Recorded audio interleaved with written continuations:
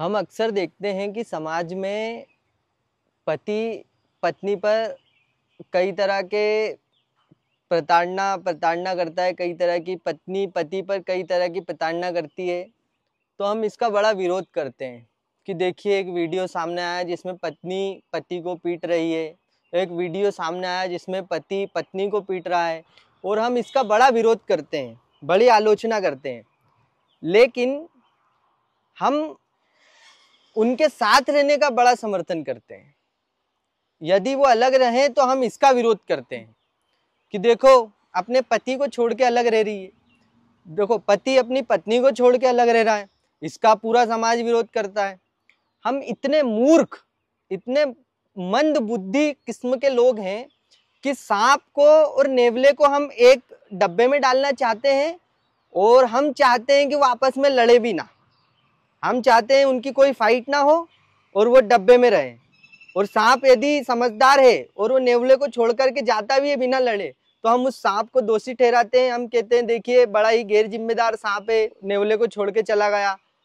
नेवले पे प्रत्यारोपण, दोष प्रत्यारोपण करते हैं। अगर वो सांप को छोड़ के चला जाए, नेवला सांप को मार दे, उसमें भी तुम्हें दिक्कत है। दो अनजान लोगों को तुम एक कमरे पे बंद कर देते हो कि जाओ दोनों एक दूसरे पे चढ़ जाओ, सेक्स करो, और दोनों एक दूसरे अपनी उम्मीदें एक दूसरे पे थोपो, और फिर तुम ये भी चाहते हो कि लड़ो मत। और लड़ो तो तुम्हारे हिसाब से लड़ो कि अरे पति पत्नी में तो थोड़ी बहुत नोकझोंक होती है, ये लड़ाई भी तुम्हारे हिसाब से करे। वो हर पति ये चाहता है कि उसकी पत्नी उसे पूरी आजादी दे दे। कोई पति ऐसा नहीं है जो चाहता है कि उसकी पत्नी उसे बंधन में रखे, और कोई पत्नी ऐसी नहीं है जो अपने पति को आजादी देती हो। बिल्कुल फैक्ट है, बिल्कुल सत्य है। ना कोई पत्नी ऐसी है जो अपने पति को आजादी देती है, और ना कोई पति ऐसा है जो ये नहीं चाहता कि उसकी पत्नी उसे आजादी दे। और सेम पत्नी के साथ भी यही है। ऐसी कोई पत्नी नहीं है जो नहीं चाहती कि उसका पति उसे आजादी दे।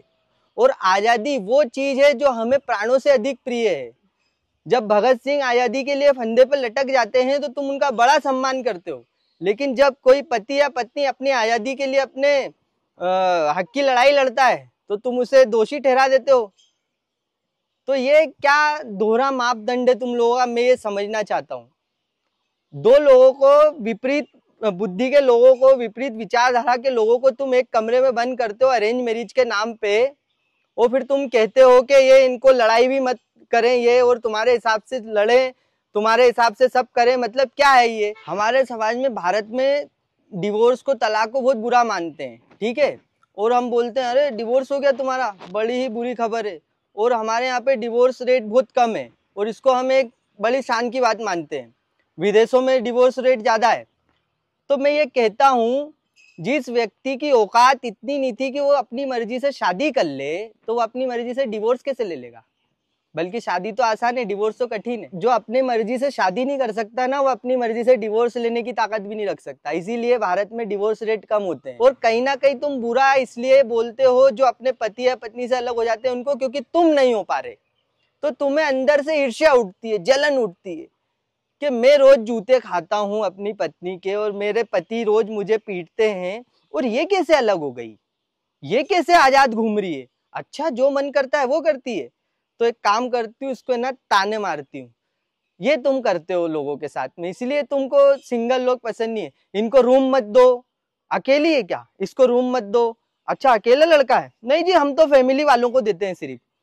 बहुत बढ़िया, तो ये करोगे तो यही होगा फिर। और कोई किसी की आज़ादी छीनेगा तो उसका अधिकार है उसकी आज़ादी के लिए लड़ना। सीधी सी बात, आज़ादी किसी की मत छीनो, खुद भी आज़ाद रहो, दूसरों को भी आज़ाद रहने दो। हमारी एक तो दिक्कत ये भी होती है कि हम स्वयं आज़ाद नहीं, हम स्वयं आज़ाद रहना चाहते हैं, दूसरे को गुलाम रखना चाहते हैं।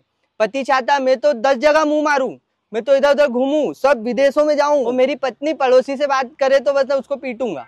वाह बेटे, ये क्या बात होती है? मतलब तो अगर तू आज़ाद रहना चाहता है तो उसे भी आज़ादी दे बराबर की। यही व्यवस्थित और सही बात, सीधी बात, नो बकवास।